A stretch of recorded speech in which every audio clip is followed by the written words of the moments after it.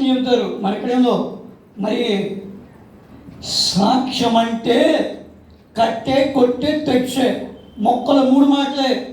ప్రమాదం ఏమిటి, దానికోసం నువ్వేం చేసావు, నీకోసం వచ్చు ఏం చేయాలి, ఇది సాక్ష్యం. ప్రసంగం చేస్తున్నారు అందరూ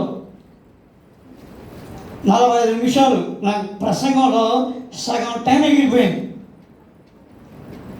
రాత్రి నేను నిద్రపోవాలా, మీ దగ్గర రావడానికి ప్రార్థన చేసుకుంటూ మంచి మంచి ఆలోచిస్తూ ఏం పంచుకుంటే బాగుంటుందని రాత్రి నిద్రపోవాలా. 4 గంటల వరకు, 4 గంటల నుంచి వాష్రూమ్కి వెళ్ళిపోయి తలస్నానం ఆ పనులన్నీ ముగించుకొని 5:30 కల్లా రైల్వే స్టేషన్కి వచ్చా. స్టేషన్లో ట్రైన్ దొరికింది, కానీ నుంచొని విజయవాడ నుంచి నిడదవోలు వరకు వచ్చా. ఇక నా పరిస్థితి ఎట్లా ఉంటుందో చూడండి. గట్టిగా ఓ ముద్ద పెట్టి వదిలేస్తే సాయంత్రం దాకా కూడా లేగలం. మన శుక్రవారం ఒక దగ్గర ఆగలేరు. లోపల కొత్త ఆడుతుంది నాకు. భోజనం కూడా చేయలే. ఒకటి నిద్ర లేదు, ఒకటేమో ఆకలి ఉంది, ట్రైన్లోనేమో అవకాశం లేదు. ఇలాంటి సిచ్యువేషన్లో నన్ను కూర్చోబెట్టి గట్టిగా పుట్టుడు కదా ముట్టడు కదా పర్లేదు కూర్చుంటాడులే బెదవ నుంచి వచ్చారనుకొని మీ సాక్ష్యాలు మీరు చెప్పుకుంటూ పోతున్నారు. సాక్ష్యం అంటే ఎట్టుండాలంటే కూర్చున్న వాళ్ళని కదిలించాలి. సాక్ష్యం అంటే కూర్చున్నోడిని కన్నీటితో పశ్చాత్తాపం కలిగెత్తుండాలి. ఏమంటే తల ఉన్నంతకాలం తలనొప్పి వస్తుంది, చెయ్యి ఉన్నంతకాలం చెయ్యి నొప్పి వస్తుంది, కాలు ఉన్నంతకాలం కాలు నొప్పి వస్తుంది, ఇది ఉన్నంతకాలం ఇది నొప్పి వస్తుంది. బ్రతుకులో బాధలు నిత్యం. 50, 60, 70 సంవత్సరాలు వచ్చిన తలనొప్పి కడుపు నొప్పి అని సాక్ష్యాలు చెబితే ఏమి ఉపయోగం? ఏం లేదు. ఎవరికి వస్తాయి 50, 60, 70లో నొప్పులు రావా? పోయే కాలం వస్తుందిగా. ఎట్టాగో ఏ వయసులో పోతాం కూడా తెలియదు. ఇతని సమయంలో తలనొప్పి వచ్చింది, అది వచ్చింది, ఇది వచ్చిందని సాక్ష్యాలు చెప్పుకుంటున్నారు. సాక్ష్యం అంటే నేను దేవునిలో కట్టబడ్డాను. సాక్ష్యం అంటే నా కుటుంబం కట్టబడింది, నా బిడ్డలు మార్చబడ్డారు, నా ఇంట్లో ఉన్న యవ్వన బిడ్డలు పశ్చాత్తాపంతో ప్రార్థన చేస్తున్నారు, వాక్యంలో ఎదుగుతున్నారు, సంఘానికి క్రమంగా వస్తున్నారు. ఇది కదా సంఘానికి కావాల్సిన సాక్ష్యం. ఎన్నిటిని పక్కన పెట్టి అసలైన పక్కన పెట్టి కోసలన్నీ వంచుకుంటున్నారు. క్షమించండి, నేను కొడుకు లాంటి వాడిని, మనవడు లాంటి వాడిని, తమ్ముడు లాంటి వాడిని, అన్నయ్య లాంటి వాడిని. మా విజయవాడలో నన్ను బుడ్డ పాస్టర్ గారు అంటారు.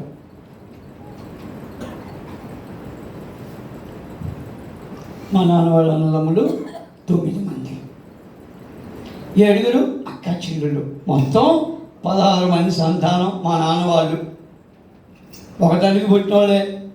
ఆ అదృష్టం ఏంటో తెలీదు. అప్పుడు హాస్పిటల్ లేవు కదా, ఒక 4 వెళ్ళిపోయారంట.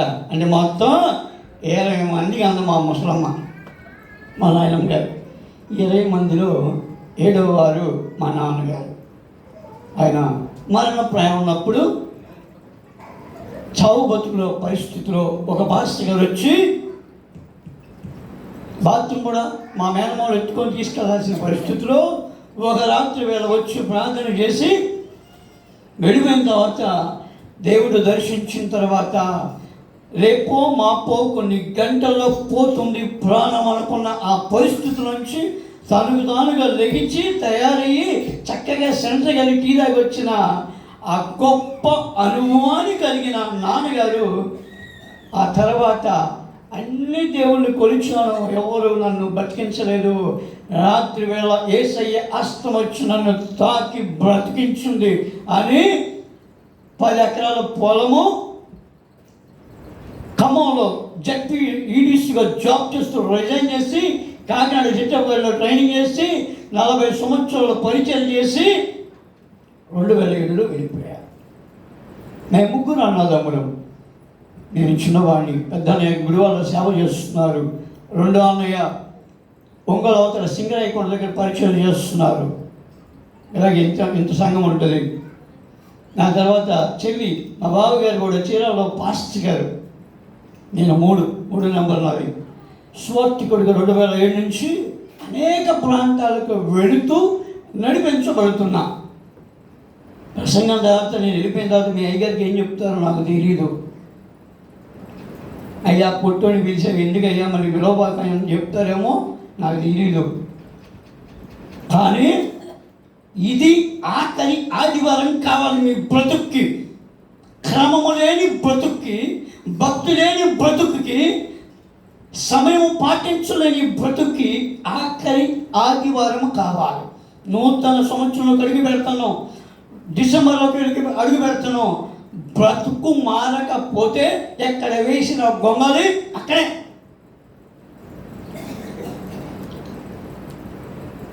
చిన్న ప్రార్థన చేసుకుందాం వాక్యమానంలోకి వెళ్ళే ముందు. కళ్ళు మూసుకోండి.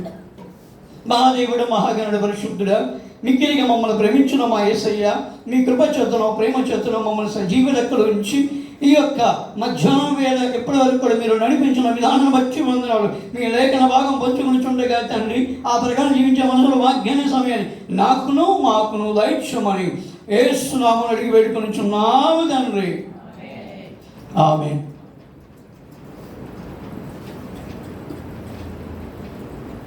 అందరు ఇక్కడే ఉన్నారమ్మా? గట్టిగా చెప్పండి. కొద్దిగా బెజవా నుంచి వచ్చాక కొద్దిగా బూజు పట్టింది శివుడికి. నాకు అయ్యగారు లాగా పాటలు పాడడం రాదు. మీరు దయచేసి నిద్రపోకండి. తట్టి లేపడానికి స్వరం లేదు, పాటలు రావు నాకు. పాట పాడితే ప్రసంగం ఎగిరిపోద్ది. మొన్న ఈ మధ్య ఒక ఆదివారం అక్కడికి వెళ్ళిన విజయనగరం. ఆదివారం 6 నుంచి స్టార్ట్ చేస్తే 7-10 గంటల వరకు 4 ప్రసంగాలు వెళ్ళిపోయింది గొంతు. కాబట్టి నన్ను పరీక్షించకండి. జోకులు రావు మిమ్మల్ని నవ్వించడానికి, పాటలు రావు మిమ్మల్ని లేపడానికి. ఒకటి దేవుడు నాకు ఇచ్చినది, ఆయన వాక్కు. కాబట్టి దేవుడు నాకు ఇచ్చిన అనుభవాల్లోనూ దేవుని మాటల చేత దేవుడు ఈరోజు మీతో సూటిగా తేటగా మాట్లాడబోతున్నాడు. నేను కసితోనో కడుపు మట్టుతోనో మీ దగ్గర లేను. దేవుని ప్రేమతో పంచుకుంటున్నా. ఎక్కడ పునాది పడితే ఈ స్థలం ఏమిటో తెలుసండి? ఈ స్థలం భూమిని తలకిందులు చేయగలిగిన వారిని తయారు చేసే స్థలం అండి ఇదే. మీ బిడ్డల్ని భూమిని తలకిందులు చేసేగలిగిన ఆ పరిస్థితుల్లోకి నడిపించగలిగిన స్థలం అండి ఇదే. ఇట్లాంటి స్థలంలో నిర్లక్ష్యంగా సమయం పాటించకుండా పాటలు అయ్యారు పాడుకుంటారు, ముసలోళ్ళు పాడుకుంటారు, పోదాం మెల్లగా పోదాం, ఆరాధన పాడుకుంటారు, కీర్తన భాగం అన్న చదువుతాడు, వెళ్దామని మెల్లగా 12 దాకా వస్తూనే ఉన్నారు.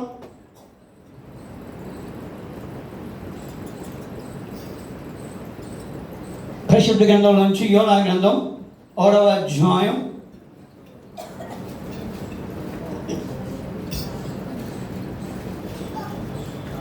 బైబిల్ అందరు తీయండి. 1-2-3 తీస్తే చాలు. బైబిల్ మూసేయండి. ఈరోజు మూసేయండి బైబిల్. ఎందుకంటే మా నాన్నగారు 300 మంది సంఘానికి పాస్ట్ గారు, అందులో నేను ఒకడిని. నాకు శబ్దాల వల్ల చచ్చేది చర్చిలో ఉన్నప్పుడు. దాని ఏదైతే వాక్యం విత్తుచున్నారో నేనేం చేసామంటే అక్కడి నుంచి చదువుకుంటూ పోయేవాడిని. మనకి సోమవారం నుంచి శనివారం దాకా 6 రోజులు వస్తాయి. అక్కడ బైబిల్ చదవం మనం. ఎక్కడ గుర్తొస్తుంది? ఇక్కడ వస్తుంది. ఏమని? అయ్యో ఆదివారం ఉంటే బైబిల్ చదవాలని అయ్యగారు వాక్యం చెప్పుకుంటూ పోతూ ఉంటారు. మనం దాన్ని ఆయన స్టార్ట్ చేసిన దగ్గర నుంచి చదువుకుంటూ పోతూ ఉంటాం. వినేది ఎక్కడది, బతుకు మార్చుకునేది ఎక్కడది. అందుకే ఈ స్థితి. అందుకని మన్నించండి. యోనా గ్రంథం 1వ అధ్యాయం 12వ వచనం. నన్ను బట్టి ఈ గొప్ప తుఫాను మీ మీదికి వచ్చునని నాకు తెలిసి ఉన్నది. నన్ను ఎత్తి సముద్రములో పడవేయుడి. అప్పుడు సముద్రము మీ మీదికి రాకుండా నిమ్మలించునని. చాలమ్మా, ఇదంతా మనకు బాగా తెలుసుగా. యోనా గ్రంథం చిన్నపిల్లలు అడిగిన యోనా స్టోరీ చెప్పేస్తారు. కాబట్టి నేను ఆ స్టోరీలోకి వెళ్ళట్లా. దేవుడు చెప్పాడు, అయ్యా నినివేకి వెళ్ళయ్యా అని. వాళ్ళు చనిపోవాలి, మట్టిలో గెలిచిపోవాలి, నినివే పట్టణస్తులు దుర్మార్గులు అని యోనా గారు తర్షీషు వాడకి వెళ్ళిపోతుంటే సముద్రపు మధ్యలోకి వెళ్ళిన తర్వాత ఆ సముద్రపు అలల చేత కొట్టబడి ఓడ బద్దలయ్యి దాంట్లో వాళ్ళు చనిపోయే పరిస్థితి వచ్చినప్పుడు చీట్లు వేసిన తర్వాత యోనా మీదకి వస్తుంది. ఈ మాట అంటున్నాడు. అప్పుడు అంతా ఆయన గురించి చెప్పి దేవుడు ఏం చెప్పాడు చెప్పి అన్నీ చెప్పిన తర్వాత ఈ మాట అంటాడు 12 వచ్చిన, నన్ను బట్టియే ఈ గొప్ప తుఫాను, అభయా మీకు పోయే కాలం వచ్చిందో నన్ను బట్టియే, నీటిలో మునిగిపోయే కాలం వచ్చిందో నన్ను బట్టియే, మీరు చనిపోయే పరిస్థితి వచ్చింది నన్ను బట్టియే. ఈ మధ్యలో వేళ మన అంశము ఏంటది? గట్టి చెప్పండి.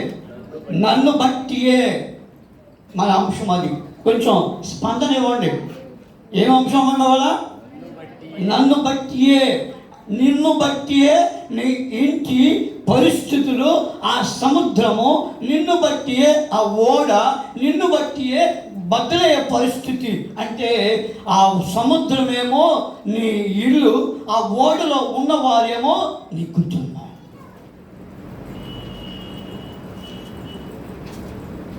పరిశుద్ధ గ్రంథంలో మనకు బాగా తెలిసిన ఒక మంచి తల్లి ఉంది. అపొస్తలుల కార్యం 16వ అధ్యాయం 14వ వచనం. చక్కని తల్లి, గుడ్ మదర్ అంటారు ఆమెని. చదవండి ఒకసారి.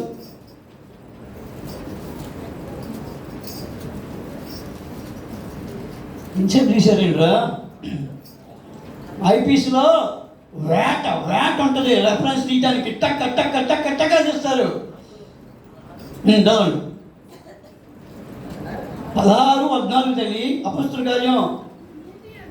ఆ లూదియాను దైవభక్తి కలిగిన ఒక స్త్రీ వాక్యము వినిచుండెను. ఆమె తుయతైర పట్టణస్థురాలు. ఆ ఊదరమైన పొలము తుయతైర పట్టణస్థురాలు. ప్రభు ఆమె హృదయము తెరిచెను గనుక. చాలు. ఏం జరుగుతుంది అక్కడ? పౌలు భక్తుడు వాక్యం చెబుతున్నాడు. సమూయేలు భక్తుడు ఏలీ దగ్గరికి వెళ్ళి అడుగుతాడు, అయ్యా పిలిచావా అని. మొదటి సమూయేలు కింద 3వ అధ్యాయం 10వ వచనం. 3 సార్లు అడుగుతాడు వెళ్ళి, అయ్యా పిలిచావా పిలిచావా పిలిచావా అని. అబ్బాయి నేను పిలవలేదురా, ఈసారి నీకు వినిపిస్తే నేను పిలిచినట్టుగా నీ దాసునాన్ని నేను ఆలోకించుతున్నాను ఆజ్ఞవయ్యా అని పలుకు. అప్పుడు నీకేమి వినిపిస్తుందో నాకు తెలియపరచుకొని సమూయేలు గారితో చెబుతాడు. ఏలీ గారు వెళ్ళిపోతారు, సమూయేలు గారు పడుకుంటాడు. అప్పుడు సమూయేలు అని ఒక చక్కని మాట వినిపిస్తుంది, స్వరం వినిపించినప్పుడు ఆయన మాట అంటాడు ఏమిటంటే, నీ దాసునైనా నేను ఆలకించుచున్నాను అయ్యా ఆజ్ఞ. దేవుని వాక్యము వినిపించేటప్పుడు ఏమి చేయాలంట? ఆలకించే చెవులు కలిగిన వాడు హృదయము తెరవబడే స్థితిలోకి నడిపించబడతాడు. అదే అక్కడ జరిగింది. లూదియా పౌలు చెప్పిన మాటలను లక్ష్యముంచి ఆమె ఏం చేస్తుందంటే, ఆ వాక్యాన్ని ఇది నా కోసమే, నా బ్రతుకు కోసమే, నా కుటుంబం కోసమే, నా జీవితాన్ని మార్చుకోవడం కోసమని టక్కున పట్టుకొని హృదయమును పెట్టుకొని, అందుకని ఆ మాట ఉంది, తన హృదయము తెరవబడినని. ఒక్క ప్రసంగం, మీరు ఎన్ని ఉన్నారో తెలియదు, మరి తెరవబడినట్టున్నాయి గుండెలన్నీ. ఒక్క ప్రసంగానికి లూదియా హృదయం తెరవబడిన తర్వాత జరిగిన అద్భుతం ఏంటంటే ఇప్పుడు చదువుతుంది. అప్పుడు లూదియా ఒక స్త్రీ వాక్యం వినిచుండెను. ఆమె ఊదారంగును పొడు తుయతైర పట్టణస్థురాలు. ప్రభు ఆమె హృదయం తెరిచెను గనుక లక్ష్యముంచెను. ఆమెయు ఆమె ఇంటి వారు చాలా తల్లి సూటిగా అర్థమైపోయినట్టు ఉంది. ఏం చేసింది ఆమె? విన్నది, వెళ్ళింది, ఇంటికి వెళ్ళి విన్నది లూదియా, పట్టుకుంది లూదియా, పెట్టుకుంది వాక్యాన్ని లూదియా.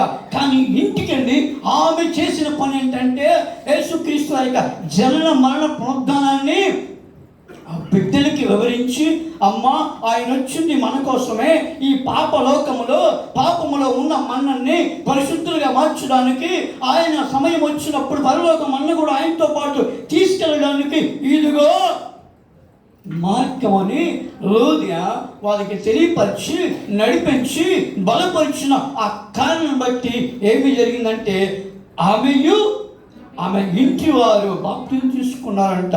హల్లెలూయా. అక్కడ జరిగిన అద్భుతం ఏంటంటే, అక్కడ యోనాను బట్టి ఆ ఓడల వాళ్ళు చనిపోయే పరిస్థితి వచ్చింది. ఇక్కడ లోద్యని బట్టి ఏమి జరిగిందంటే, తన కుటుంబము ఒక్క ప్రసంగం తన బ్రతుకును మార్చివేసింది. ఒక్క ప్రసంగం తన బిడ్డల జీవితాన్ని లోకము నుంచి వేరు చేసి పరిశుద్ధతలోకి నడిపించింది. ఒక్క ప్రసంగమే. అదే అధ్యాయంలో 16వ అధ్యాయం 28వ ఒక మంచి తండ్రి కనిపిస్తారు. ఒక్కసారి చూద్దామా? అప్పుడు పౌలు, నువ్వు ఏ హాని చేసుకుని ఉండవద్దు, మేమందరం ఇక్కడనే ఉన్నాము. బిగ్గరగా చెప్పాను, దీపము దెమ్మని చెప్పి లోపలికి వచ్చి వణుకుచు పౌలుకును శీలకును సాగిలపడి, ఈ సందర్భం అంతా మనకు బాగా తెలుసు. పౌలు భక్తుడు పౌలు శీలు ఒక మంచి పని చేసినందుకు అక్కడున్న ఆ యొక్క రాజ్యం వారు ఆ సైనికులు తీసుకెళ్ళి బాగా ఇష్టానుసారంగా కొట్టేసి చెరసాలలో వేశారు. వాళ్ళు పడుకోవటానికి అవకాశం లేని పరిస్థితుల్లో దేవుని స్తుతిస్తూ పాటలు పాడుతుంటే చెరసాల బద్దలైపోయింది, ఖైదీలు పారిపోయారేమో అనుకొని చెరసాల నాయకుడు దానికి దమ్ముకోవడానికి ప్రయత్నం చేసినప్పుడు పౌరు భక్తులు అంటున్నారు, అయ్యా మేము అందరం ఇక్కడే ఉన్నాం, ఏం చేసుకోవద్దని. అలా చెప్పిన తర్వాత వారిని చూచి బయటికి తీసుకొచ్చి ఒక చక్కని మాట జ్ఞాపకం చేసుకుని చదవం. ఇప్పుడు అయ్యలారా, రక్షణ పొందడానికి నేనేమి చేయాలి? అందుకు వారు, ప్రభువైన యేసునందు విశ్వాసం ఉంచుము, అప్పుడు నీవును నీ ఇంటి వారు చాలమ్మా. ఇక్కడ లోదియను బట్టి తన కుటుంబం మార్చబడింది. ఇక్కడ చెరసాల నాయకుని బట్టి ఆ రాత్రి వేళ వారి గాయాలు కడిగి ఇంటికి తీసుకువెళ్ళి వారి గాయాలు కడిగిన తర్వాత ఆ రాత్రి వేళ ప్రభు మాటలు విని ఆ రాత్రి వేళ ఆ కుటుంబం అంతా కూడా యేసయ్యని సొంత రక్షకునిగా అంగీకరించినట్టుగా అక్కడ మనకి సూటిగా తేటగా కనిపిస్తుంది. యోనాను బట్టి వాళ్ళు బెంబేలు తెచ్చి ఉంటారు, భయపడిపోయి ఉంటారు. చావు మాకు దగ్గరే ఉంది అని చావుని చూచిన ఆ క్షణాన వాళ్ళ ఇంటి వాళ్ళు గుర్తొచ్చుంటారు, కొడుకులు గుర్తొచ్చుంటారు, చంటి బిడ్డలు గుర్తొచ్చుంటారు, మనవరాలు గుర్తొచ్చుంటారు. అయ్యో ఈ వాడు ఎక్కకపోయినా బాగుండే, బ్రతికిపోయేవాళ్ళం అనుకొని లోపల వేదనతో వారు నడిచి ఉంటారు. కానీ ఇక్కడ యూదేను బట్టి తన కుటుంబము ప్రభు వైపు నడిపించబడింది. చెరసాల నాయకుని బట్టి వారి సొంత రక్షకునిగా అంగీకరించబడింది. అంటే ఈ మధ్యాహ్నం వేళ నిన్ను బట్టి నీవు యోన స్థానంలో ఉన్నావా? ఆ ఓడ స్థానంలో నీ కుటుంబం ఇల్లు ఉందా? ఆ ఓడలో ఉన్న వారి స్థానంలో నీ కుటుంబము, నీ బంధువులు, స్నేహితులు ఉన్నారా అనేది ఒక్కసారి చేద్దాం. ఎందుకు ఎంతకాలం వచ్చిపోతే ఉపయోగం లేని భక్తి దేనికి? ఒక్కసారి విన్న ప్రసంగానికి తన హృదయము తెరబడి రూదియ తన కుటుంబాన్ని ప్రభుతో ఆమె నడిచేటట్లుగా ఆమెతో పాటు నడిచింది. ఒక్క అద్భుతము చూచిన వ్యక్తి నా ప్రాణం పోయినా పర్లేదు తెల్లారి అని యేసయ్యతో నాకు ఉంటే చాలు, యేసయ్య నాతో ఉంటే చాలని ఒక చక్కని మాట అడుగుతున్నాడు. ఇట్టి ఆనందము, వీళ్ళకి కలిగిన ఆనందము, వీరు అనుభవించిన ఆనందము నాకు కూడా కావాలని అయ్యలారా రక్షణ పొందడానికి నేనేమి చేయాలి? పెళ్లి కార్డు వస్తుంది మనకి, సమ్మర్లో కదా, అక్కడక్కడ ఇప్పుడు పెళ్ళిళ్ళు జరుగుతూనే ఉన్నాయి. పెళ్లి కార్డు వచ్చినప్పుడు మనం ఒక పని చేస్తాం, మీ చుట్టుపక్కల వాళ్ళు బాగా తెలిసిన వాళ్ళు, అంటే మీ ఇంట్లో కూర వాళ్ళ ఇంట్లో కూర మీ ఇంట్లో ఉంటే మంచి అనుబంధం ఉంటుంది. వాళ్ళ ఇంట్లో ఏంటైనా మీరు ఉంటారు, మీ ఇంట్లో ఏంటైనా వాళ్ళు ఉంటారు. అలాంటి మంచి అనుబంధం కలిగిన వాళ్ళ దగ్గరికి మీరు వెళ్ళి చెబుతారు, అయ్యో మా అన్నయ్య కూతురు పెళ్ళి, ఇగో కార్డు ఇచ్చాడు, నాకు దగ్గరికి వచ్చి ఇచ్చాడు, వాడు బాగా ధనవంతుడు, ఏదో మా పరిస్థితులు బాగా ఇట్లా ఉండిపోయాము అని పెళ్లి కార్డు చూపించి, అక్క రండి అక్క పెళ్ళికి వెళ్దాం అని చెప్పి వారిని పెళ్ళికి తీసుకెళ్ళడానికి శత విధాల వారికి ఏది అవసరం అన్నీ తెలియపరిచి, అవసరమైతే బీరువా తెరిచి అక్క ఏ చీర కావాలో తీసుకొని చెప్పి ఆ పెళ్ళికి తీసుకెళ్ళటానికి మన ఇరుగు పొరుగు వారితో ముచ్చట చేస్తాం. రండి అక్క వెళ్దాం, మా అన్నయ్య మంచి ధనవంతుడు, అమెరికా సంబంధం చూశాడు అని ఆటో ఛార్జీలు, బస్ ఛార్జీలు, ట్రైన్ ఛార్జీలు పెట్టుకొని పెళ్ళికి వెళ్తాం. పెళ్ళికి వెళ్ళిన తర్వాత ఆ పెళ్ళికి తీసుకెళ్ళిన వాళ్ళతో మనం మాట్లాడతాం. ఎందుకంటే వాళ్ళు మనం తీసుకెళ్ళారు కాబట్టి, అబ్బా ఏమి పెళ్ళి, ఈయన మునిపెన్నాడు, ఇలాంటి వివాహం చూడలేదే అని అనుకొని పెళ్ళి అంటే ఆ జంట చూడముచ్చడిగా ఉంది, ఈడు జోడు బాగుంది అనుకొని ఆ పెళ్లి తంతులో మనము కూడా పాల్గొని అక్షంతలు వేసి పెళ్ళి అయిపోయిన తర్వాత భోజనానికి వెళ్ళేటప్పుడు ఒక చిన్న పని చేస్తాం.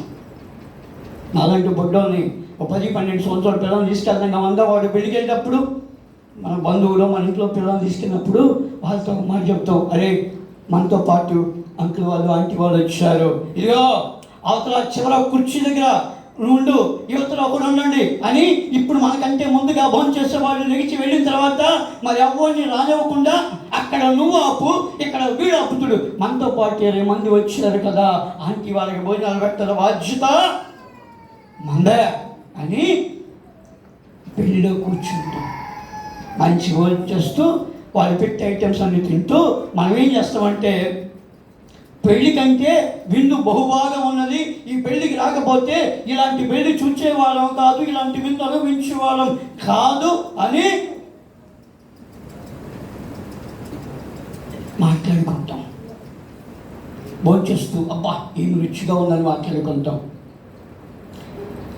సిగ్గు చెట్టు ఏంటో తెలుసా, బాధకరమైన పరిస్థితి ఏంటో తెలుసా, పెళ్ళికి వెళ్ళేటప్పుడు చుట్టుపక్కల అందరినీ కలుపుకొని వెళ్తాం. పురాణం ఇచ్చిన యేసయ్య సన్నిధికి రావటానికి, నీకోసం శిలువలో రక్తము కార్చబడిన యేసయ్య దగ్గరికి రావటానికి, ఆయన చనిపోక ముందు ఆయన శరీరంలో ఒక్క చివరికి రక్త బొట్టు ఉండకుండా కార్చబడిన నీకోసము ప్రాణం ఇచ్చిన దేవుని సన్నిధికి రావటానికి, కుటుంబం ఇచ్చిన దేవుని సన్నిధికి రావటానికి, ఆస్తి ఇచ్చిన దేవుని సన్నిధికి రావటానికి, బిడ్డలు ఇచ్చిన దేవుని సన్నిధికి రావటానికి, అనేక ఆశ్చర్య కార్యాలు చేస్తున్న ప్రభు సన్నిధికి రావటానికి కుటుంబాలతో కలిసి సిగ్గు చేయటం.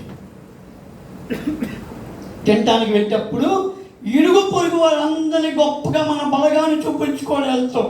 మరి మన కోసము సిలువలో వేలాడబడేటప్పుడు ఆయన ఒళ్ళంతా తున్నబడి ఆ ఎముకలు కనిపిస్తుంటే వెనక నుంచి ఆ శరీరం అంతా వేలాడబడుతుంటే ఆయన నడుస్తున్న ప్రతి అడుగులో రక్తము దారలై ఏరులై పారే ఆ ప్రభు సన్నిధికి రావటానికి కుటుంబంతో రాలేకపోతే ఏమీ క్రైస్తవుడివే.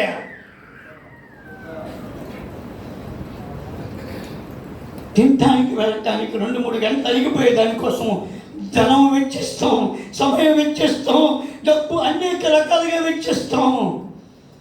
పురాణం ఇచ్చిన ప్రభు సన్నిధికి లూదియాలాగా, ఒక చెరసాల నాయకులాగా వాళ్ళ కుటుంబాలు కట్టబడిన రీతిలో మన కుటుంబాలు కట్టబడకపోతే ఏమి ప్రయోజనం వచ్చి,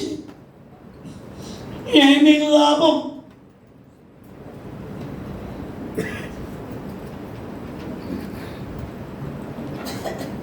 మారాలి. క్రమం లేకపోతే, అయ్యారు అన్నారు దాకా, క్రమం లేకపోతే అది అక్రమమే. అక్రమం కలిగిన వాడు ప్రభు సన్నిధికి అక్కర్లేదు. లూదియాలాగా భయపడేవాడు కావాలి ప్రభువుకి. చేసారు నాయకులాగా ఆ సమయంలో ప్రభుని పట్టుకునే కుటుంబము కావాలి.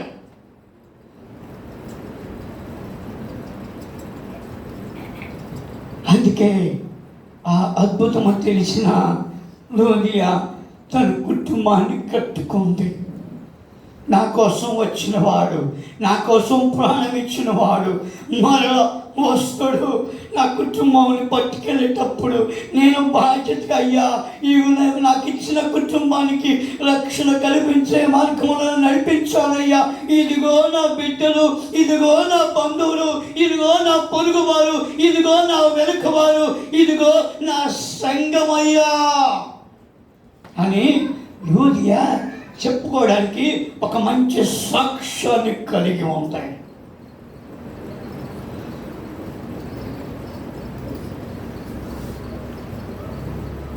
యోనా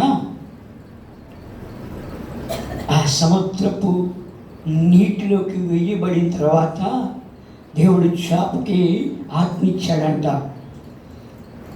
నీటిలో తిరిగే చేప విన్నది ఆయన స్వరం, ఆయన ఆజ్ఞకు లోబడింది. చేప మింగింది, లోపల వేసుకుంది.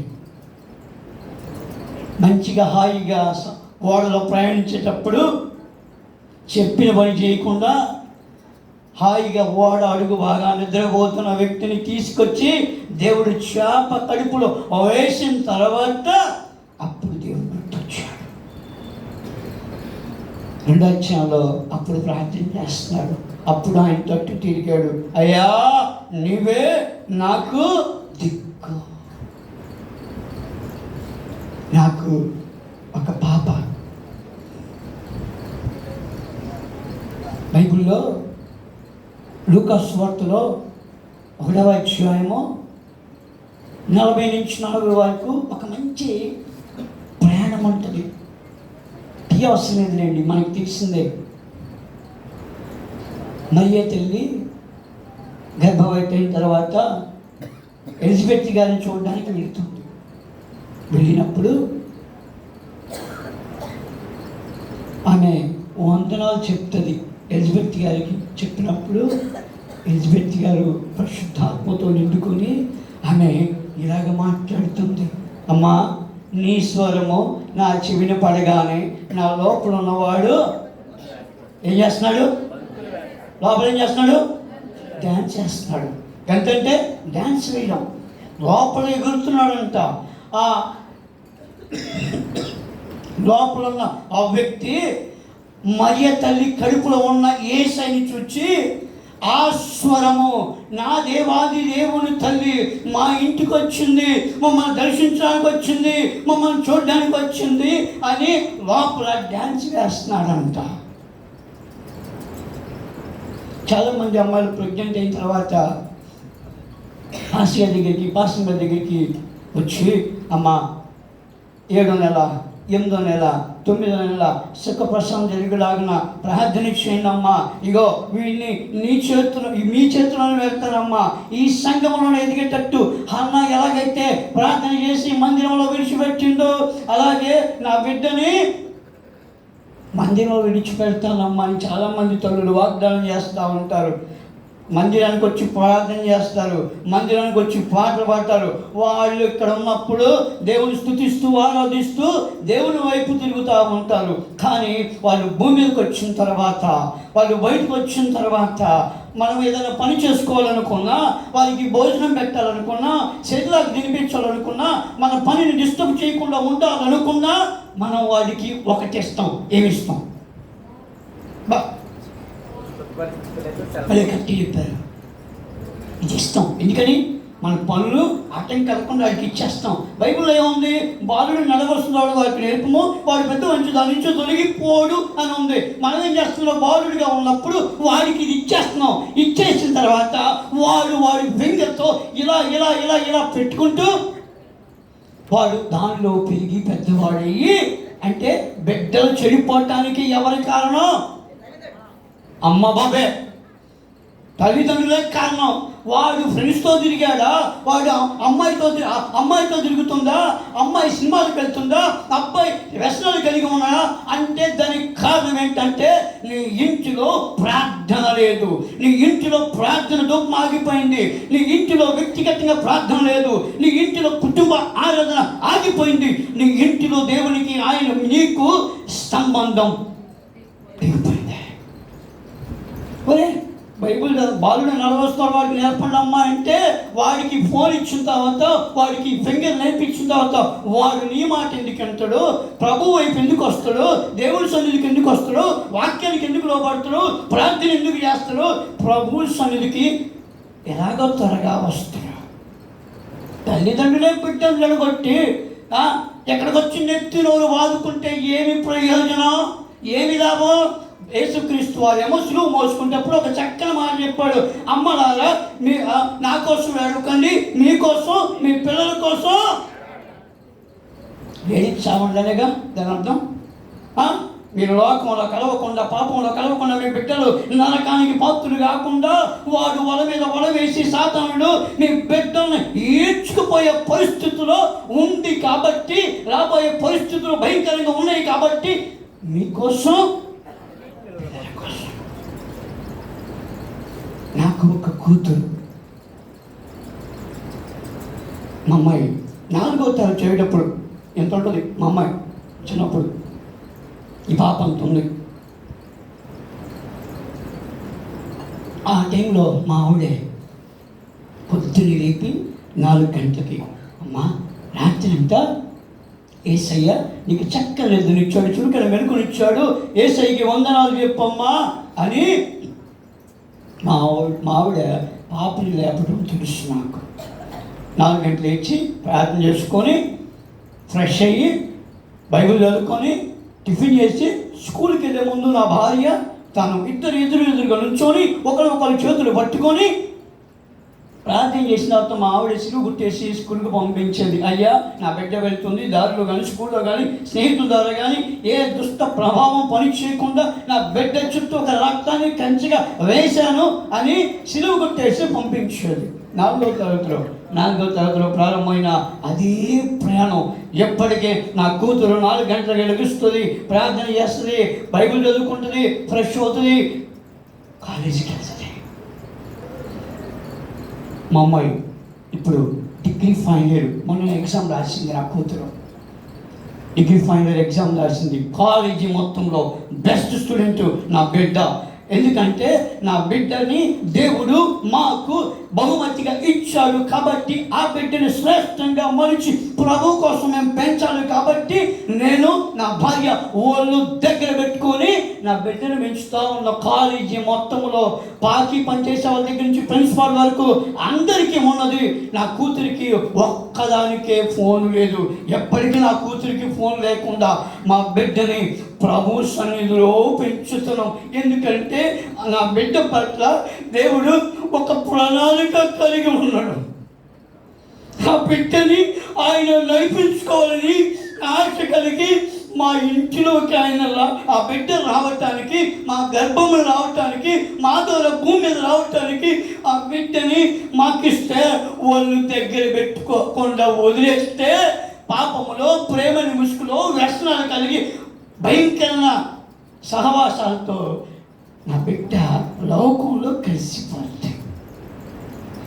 అందుకని బాలుడు నడవస్తాడు, వాటిని నడుపుమో వాడు పెద్దవాడి నుంచి దాని నుంచి ఇప్పుడు కాలేజీ మొత్తంలో ఫోన్ లేని అమ్మాయి. మా అమ్మాయి ఒక్కతే, వాళ్ళ ఫ్రెండ్స్ ఇన్స్టాగ్రామ్, ఫేస్బుక్, ట్విట్టర్లో ఎప్పుడు పడుకుంటారో కూడా తెలియదు. అమ్మాయిలు అబ్బాయిలు చీటింగ్ చేసుకుంటూ ఉంటారు, సినిమాలకు వెళ్తారు, పీవీపీకి వెళ్తారు, షాపింగ్ కాంప్లెక్స్కి వెళ్తారు. మా అమ్మాయిని అడుగుతూ ఉంటారంట అప్పుడప్పుడు, సినిమాకి వెళ్ళడం వస్తావా, పీవీపీకి వెళ్ళడం వస్తావా, షాపింగ్ మాల్కి వస్తావా అంటే, పార్క్కి వెళ్ళడం వస్తావా అంటే నేను రాను, నాకు ఇష్టం లేదు, నాకు నచ్చదు, మా అమ్మ పర్మిషన్ ఇవ్వదు అని నా కూతురు చెప్పే సమాధానం అది.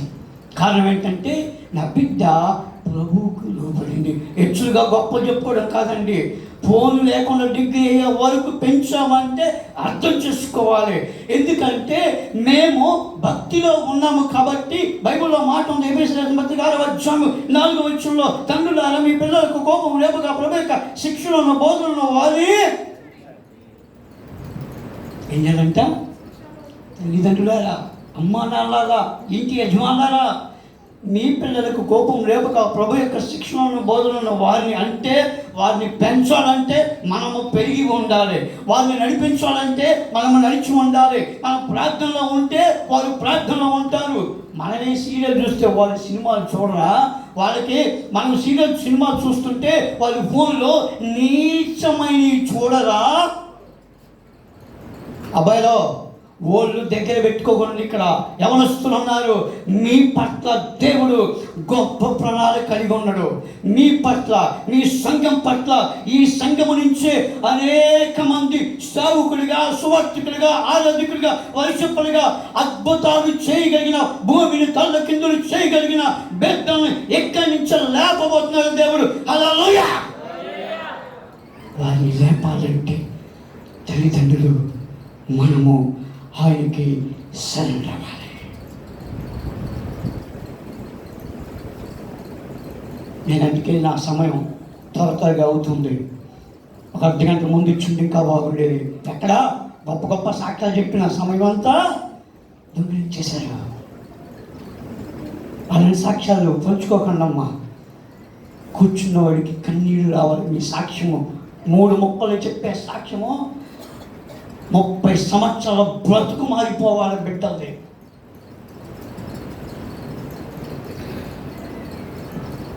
బైబిల్లో ఒక మంచి మాట ఉంటుంది.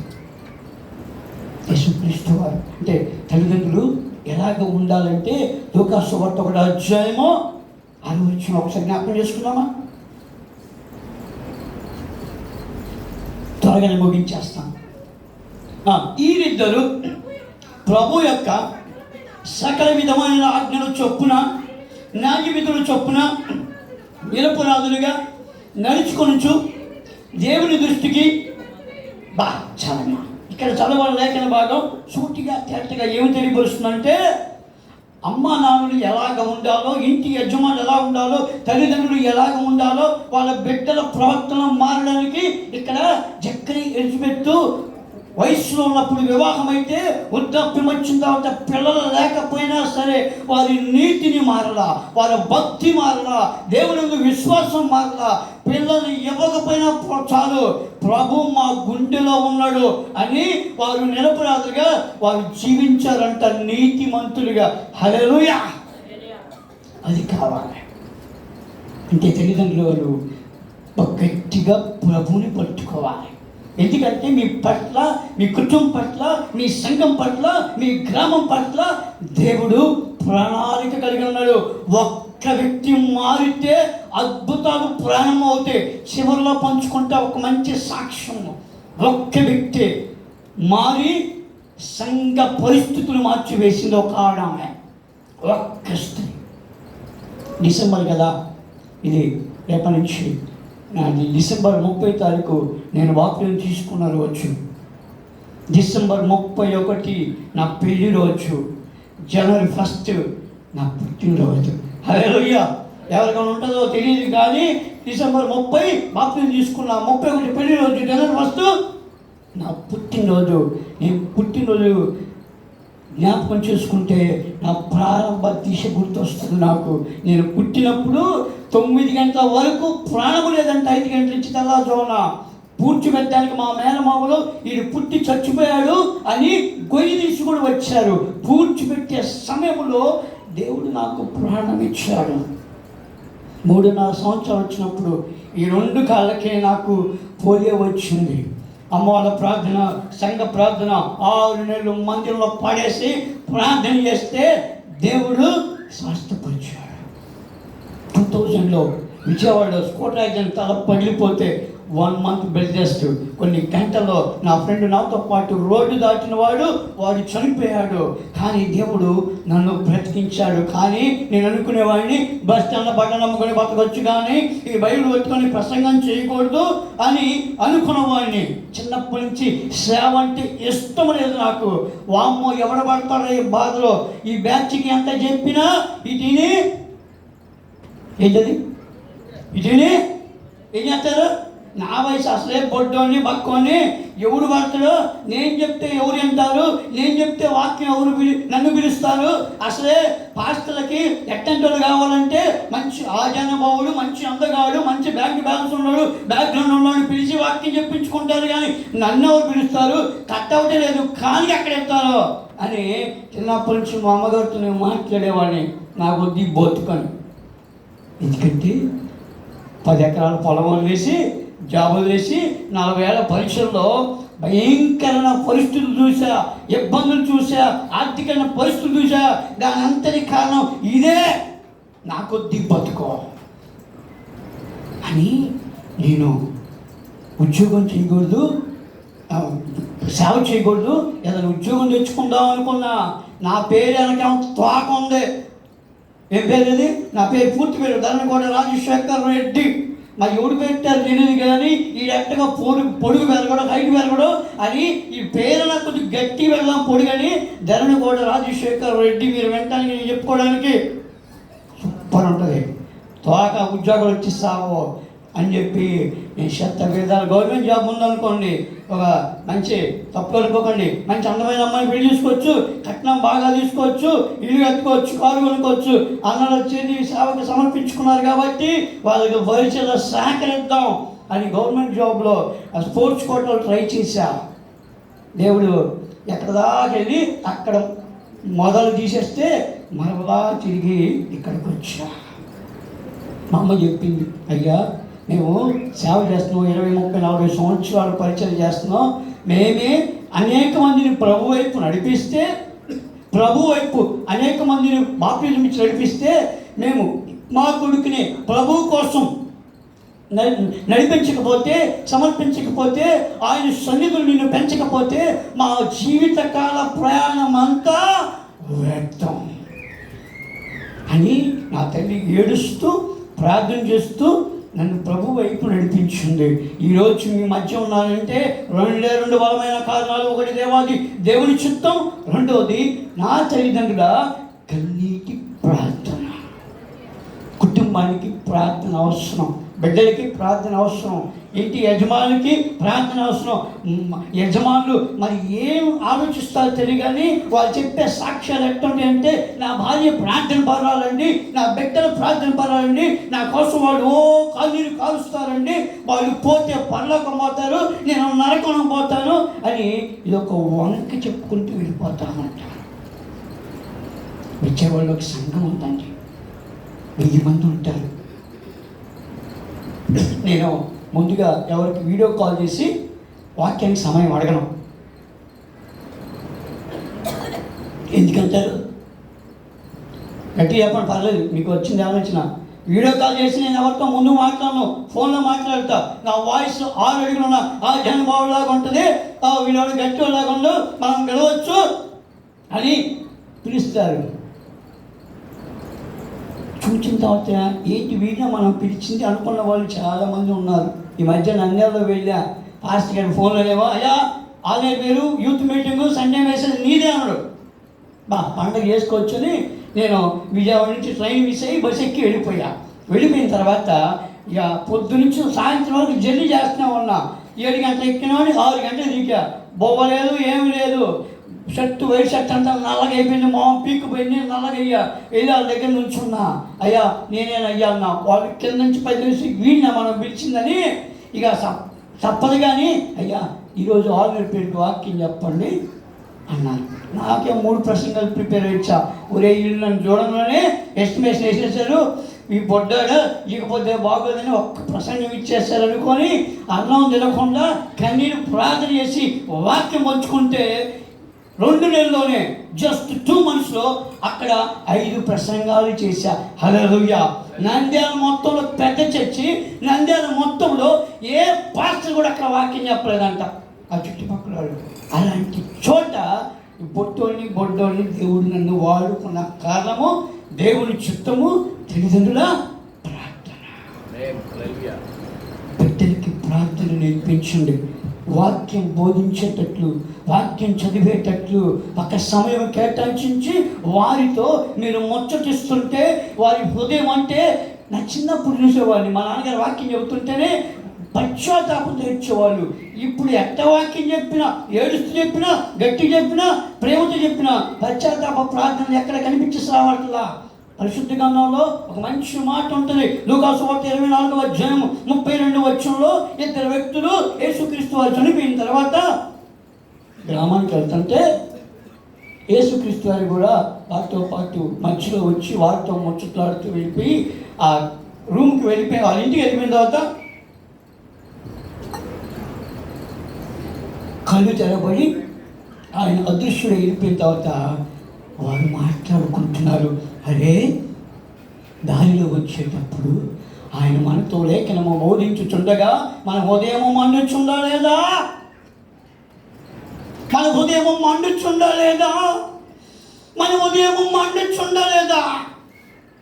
ఆయన వాక్యము బోధించేటప్పుడు, దారిలో వచ్చేటప్పుడు గుండె మండుతుందిరా, మంట రేపబడిందిరా అని వాళ్ళిద్దరూ మాట్లాడుకుంటున్నారు. దేవుని వాక్యం వినేటప్పుడు ఏమి జరగాలంటే పశ్చాత్తాపం కలగాలి, వేషధార బ్రతుకు మార్చబడాలి, భక్తి లేని విధానం మార్చబడాలి, ఇంటిలో ప్రార్థన లేని విధానం మార్చబడాలి, నీ ఇంటి యజమానుడికి రక్షణ లేని విధానం మార్చబడాలంటే నీ గుండె ఏమి కావాలి? ఇక్కడ లోది అలాగా తెరబడి మండుచుండాలి.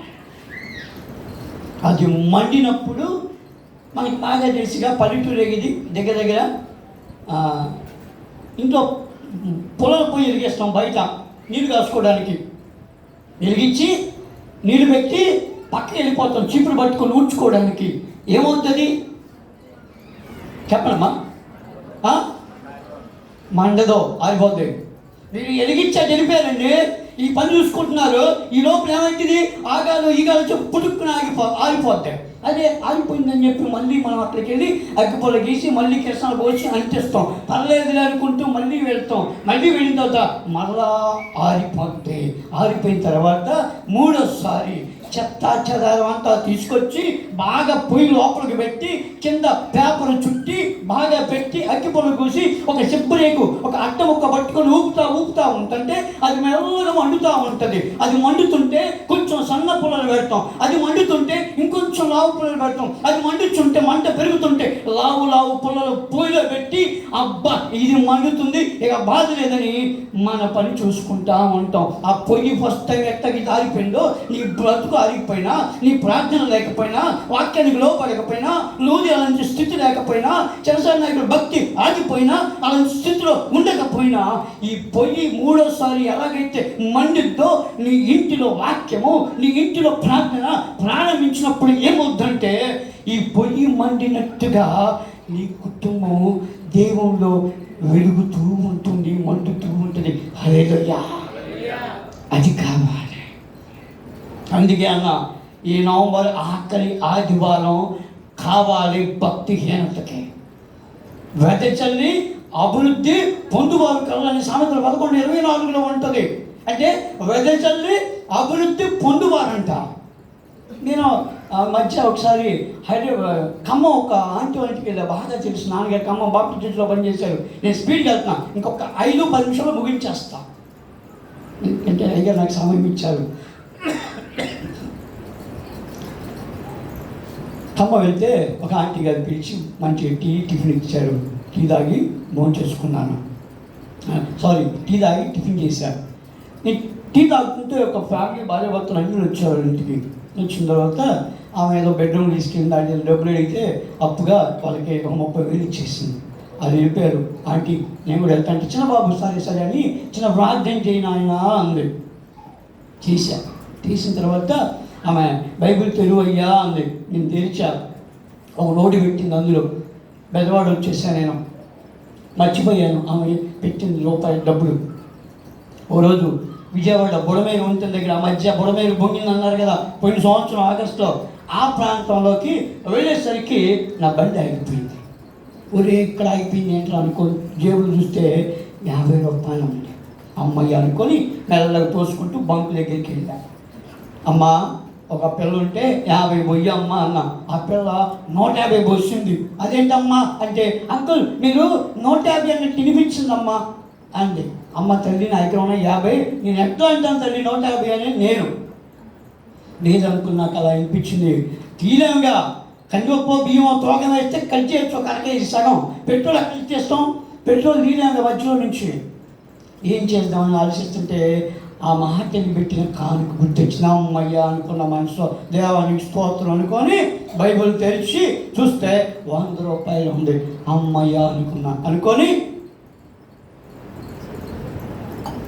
నేను ఆ 100 నాకు 50 కలిపి ఆ మహాతల్లికి ఇచ్చి దండం పెట్టి నేను బయటకు వస్తుంటే బండి స్టార్ట్ చూస్తే కొద్దిగా స్టార్ట్ అవ్వాలి. మెల్లగా కొద్దిగా బలాద్దుని ఇట్లాంటి వాళ్ళని జన్న లాంటి వాళ్ళని పిలిచి అయ్యా కిక్ కొట్టాయా అని బయటికి స్టాండ్ వేయించి కిక్ కొట్టారు. మెల్లగా స్టార్ట్ అయింది. మెల్లగా తీసి స్టార్ట్ అవ్వబోతుంటే ఆమె పరిగెత్తుకుంటూ వచ్చింది.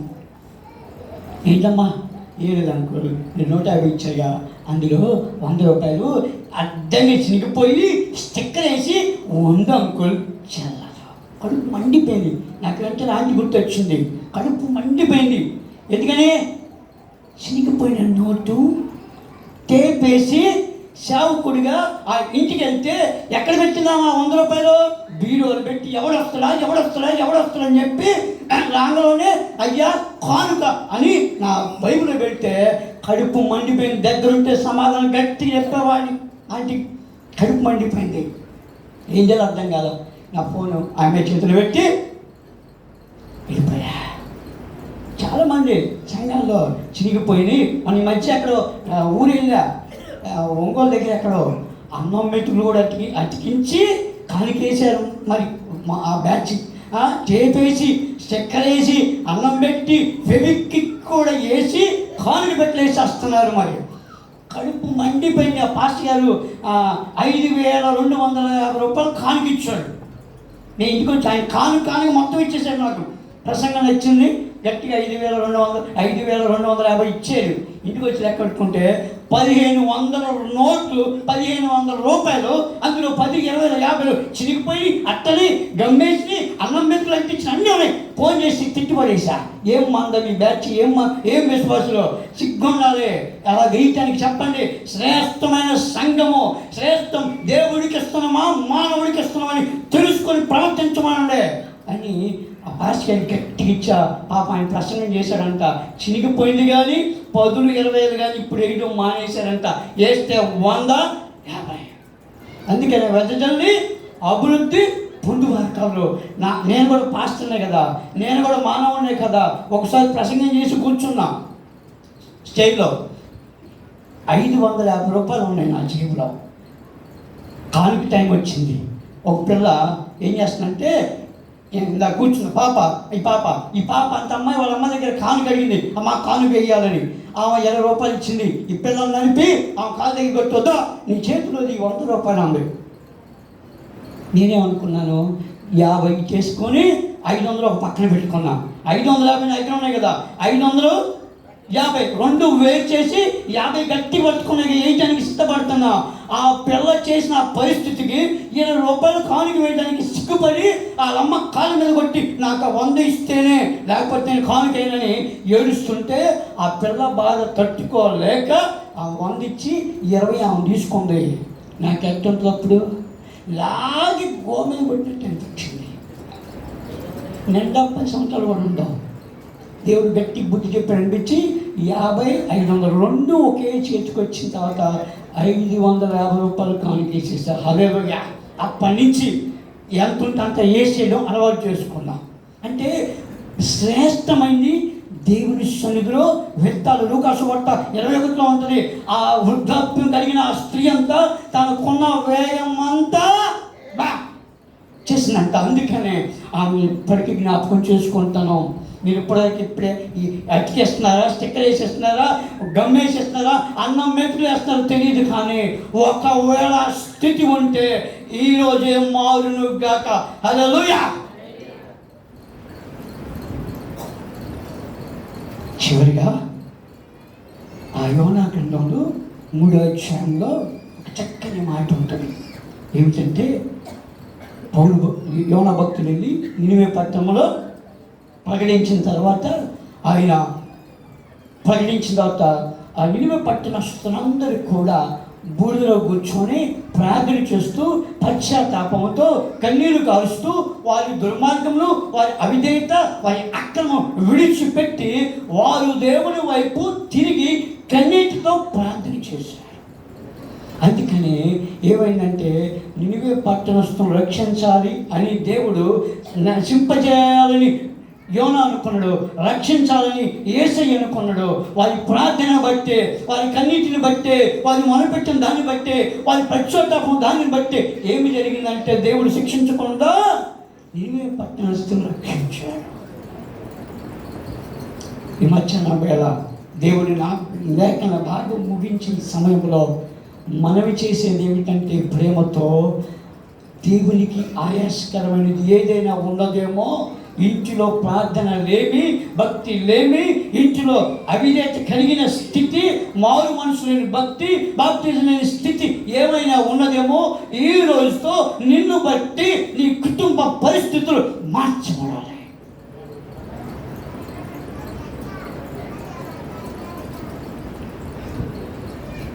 నేను ఒకసారి అయ్యా 2 నిమిషాలు ముగించేస్తాను. నేను ఒకసారి చిత్తూరు వెళ్ళాను 2011లో. వెళ్తే అక్కడ ఒక చర్చిలో వాక్యం చెప్పడానికి వెళ్ళాను. పాస్టర్ గారు అన్నారు, అయ్యా నేను దూరంగా ఉంటాను మదనపల్లిలో, మీరు చర్చి దగ్గర ఒక విశ్వాసం ఉన్నారు, ఆమె దగ్గరికి వెళ్ళి ఈరోజు ఆశ్రయం తీసుకొని వాక్యం చెప్పండి చర్చిలో అన్నారు. అలాగే ఆయన శనివారం ఒక ఇంటికి ఏదైనా వెళ్తే ఆమె నేను వెళ్ళకముందే ఒక 30 మందిని ఆ ఇంట్లో సమకూర్చి, రండి, ఎందుకు వ్యర్థమైన సినిమాలు చూస్తారు, శనివారం సేవకులు వస్తున్నారు, దేవుని మాటలు విందాం రండి అని ఆమె పిలిచింది. నేరేసరికి పాటలు పాడుతూ ఉన్నారు. పాటలు పాడుతుంటే 5 నిమిషాల్లో తయారైపోయి 20 నిమిషాల్లో వాక్యం చెప్పేశాను. అయిపోయింది. తిని పడుకున్నాను చక్కగా. తెల్లారి లేచి ప్రార్థన చేసుకొని వాక్యం ప్రిపేర్ అయ్యి వాళ్ళ చర్చిలో వాక్యం చెప్పాను. పాస్టర్ గారు అన్నారు, అయ్యా మీరు ఎలాగో వచ్చారు కదా, ఇగో రేపు బుధవారం మా చర్చిలో పాప పుట్టినరోజు ఉంది. అదే రోజు ఒక పాస్టర్ గారు చనిపోయిన జ్ఞాపకాలు కూడుకుంది, దానికి నేను వెళ్ళాలి. అవకాశం ఉంటే ఈ బుధవారం పుట్టిన కార్యక్రమం చూసుకొని గురువారం పొద్దునే మీరు విజయవాడ వెళ్ళండి బ్రదర్ అన్నారు. సరే అని సంతోషంగా బుధవారం పుట్టినరోజు చూసుకొని గురువారం పొద్దునే నేను ఎక్కడైతే ఉన్నానో అక్కడ లేచి ఫ్రెష్ అయ్యి టిఫిన్ చేసి ఆమెతో చిన్న ప్రార్థన చేసి నేను బయటకు వస్తుంటే ఆ ఇంటి యజమానురాలు ఒక బట్టలు, మంచి కొత్త బట్టలు పెట్టి మంచి కవర్ కానుకిచ్చింది. నేను అన్నాను, పాస్టర్ గారు నాకు కానుకిచ్చారు, వీళ్ళు కూడా 3,000 ఇచ్చారు మా పుట్టిన కార్యక్రమంలో, వద్దమ్మా దేవుడి సమృద్ధికి 8,000 ఇచ్చారు నాకు అన్నా. అదండి మా చర్చిలో 5,000 ఇచ్చింది మా పాస్టర్ గారు, మీరు 1 గంట వాక్యం చెప్పినందుకు 40 నిమిషాలు వాళ్ళ ఇంట్లో వాక్యం చెప్పారు, వాళ్ళకు 3,000 ఇచ్చారు. మా ఇంట్లో 20 నిమిషాలు వాక్యం చెప్పారు ఇక శనివారం పూట, అందుకు ఈ కానుక అంతే. నాకు 50 ఇచ్చి తీసుకొని దేవుడు పెట్టుకుని ప్రార్థన చేసి రోడ్డు మీదకి వచ్చారు. మాట్లాడి అనిపించిందని ఆటో ఛార్జీలు కావాలి కదా, బస్ ఛార్జీలు, ట్రైన్ ఛార్జ్ అని కవర్ తీస్తే ఒక బిగ్ అమౌంట్ ఉంది అందులో. వాళ్ళిద్దరు ఇచ్చిన దానికంటే ఎక్కువ ఉంది. వెనక్కి వెళ్ళిపోయా, అమ్మా ఇగో నువ్వు 800 రూపాయలు కానుక పెట్టకపోయి 11,800 రూపాయలు కానుక పెట్టవు తల్లి, ఇదిగో పొరపాటును ఇచ్చావేమో అని వెనక్కొచ్చానమ్మా అంటే ఆమె చెప్పిన సమాధానం ఏంటంటే, అయ్యా నా దగ్గర 11,800 రూపాయలు మాత్రమే ఉన్నాయ్యా, ఇంకా ఉంటే నాకు అర్థం కాదా.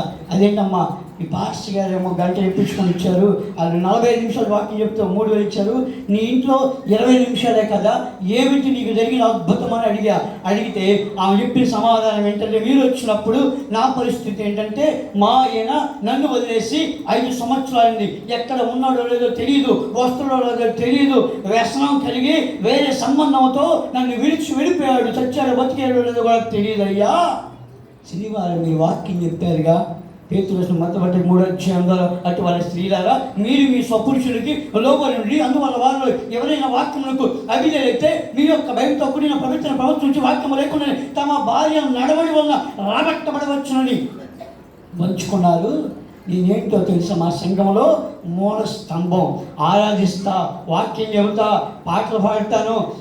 మా పాస్టర్ గారు మా ఇంటికి వస్తే మంచి భోజనం పెట్టి మినిమం జస్ట్ విజిటింగ్ వస్తున్న 2,000 కానుకేస్తాను. సంఘంలో ఏదైనా అనౌన్స్మెంట్ ఉంటే నాదే పై చెయ్యయ్యా. ఆదివారం కానీ శుక్రవారం కానీ బుధవారం కానీ ప్రార్థనకి వెళ్ళి అన్నింటిలో పాల్గొంటాను.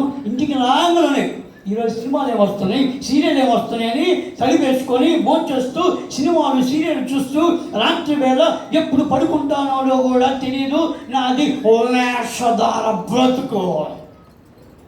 పైకి మందిరికి వెళ్ళినప్పుడు ఇంటికి వచ్చిన తర్వాత ఈ బ్రతుకయ్యా, వేషధార బ్రతుకయ్యా నాది. మీరు ఆ వాక్యం చెప్పిన తర్వాత దేవుడు నాతో మాట్లాడాడు పశ్చాత్తాపంతో. శనివారం, ఆదివారం, సోమవారం 3 రోజులు గట్టిగా ఉపవాస ప్రార్థన చేశాను. నన్ను నేను దేవుని సన్నిధిని సమర్పించుకున్నాను. నా పాపమంతా కొమ్మరించబడేటట్లు ప్రార్థన చేశాను. 3 రోజులు గట్టిగా ఉపవాసం చేసి మంగళవారం పొద్దునే నా భర్త ఫోన్ చేసి, అమ్మా ఇగో నీ దగ్గరికి వచ్చేస్తాను. ఏమిటో తెలియదు, 3 రోజుల నుంచి గలిబిలిగా ఉంది మనసంతా. ఇగో భోంచలేకపోతున్నాను, పడుకోలేకపోతున్నాను, ఏ పని చేయలేకపోతున్నాను. నీవు నమ్మిన దేవుడు ఏమో తెలీదు, నీ వైపు చూస్తున్నాడు, నీ దగ్గరికి వెళ్ళమంటున్నాడు. చచ్చేదాకా నీతో ఉంటానే, ఒక్క అవకాశం ఇస్తే నీ దగ్గరికి వచ్చేస్తానమ్మా అని ఏడుస్తూ నా భర్త, నా బహుమానము, నా ఇంటి యజమానుడు నా దగ్గరికి వస్తుంటే దేవాది దేవుని నామంలో పరిశుద్ధ గ్రంథం పట్టుకుని సావుకుడిగా నువ్వు వచ్చి దేవుని మాటలు పంచుకొని నా బ్రతుకే తేటపరిచిన ఆ వాక్యానికి వెలకట్టగలనా, సావుకుడికి వెలకట్టగలనా, దేవునికి వెలకట్టగలనా?